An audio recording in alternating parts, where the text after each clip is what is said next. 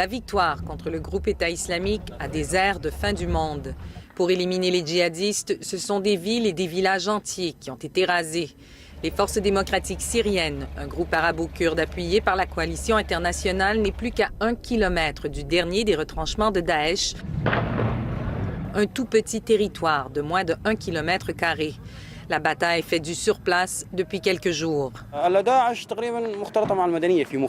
Daesh est entremêlé à la population civile, dit Mohamed. Les combattants se servent des civils comme boucliers humains pour empêcher les avions de les frapper. Mohamed affirme que des négociations sont en cours pour permettre de faire libérer les civils et des otages kurdes retenus par les combattants. Ils n'ont nulle part où aller, affirme le porte-parole de l'opération Al Jazeera. La zone est petite, mais les civils nous posent un problème moral. Nous allons reprendre les combats, mais nous ne voulons pas les mettre en danger. Dans cette partie de Barouz, tout juste reprise, c'est maintenant le drapeau des FDS qui flotte. On ne retrouve plus que des traces du monde qui avait construit le I, leur sigle peint sur les murs de cette école coranique détruite, la monnaie qu'ils avaient frappée. Mohamed nous guide dans les décombres. Ici, il nous montre ce qui était l'hôpital du groupe État islamique. L'état des lieux scabreux, le sol jonché de seringues, de pansements souillés et d'excréments humains témoignent de ce que l'on imagine avoir été des derniers moments particulièrement difficiles pour les combattants djihadistes qui, de toute évidence, n'osaient plus quitter leur position, même pour se soulager. Ce sont les explosifs de Daesh, nous montre ce jeune soldat, de la cordite, une poudre explosive à base de nitroglycérine. Autant de munitions explosives qui étaient destinées à des opérations suicides contre eux.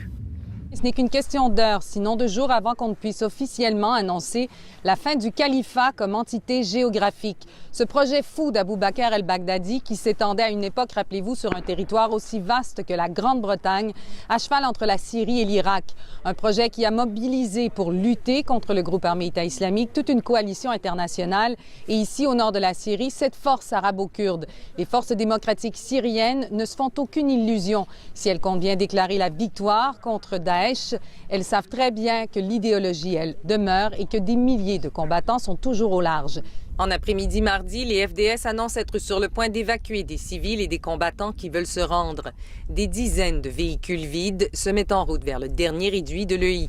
Mais peu de temps après leur passage, il est évident que l'exfiltration annoncée n'aura pas lieu, pas aujourd'hui.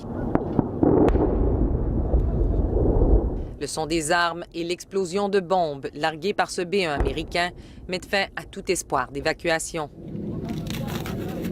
L'annonce de la victoire est toujours à l'horizon pour les FDS, mais elle devra attendre un autre jour.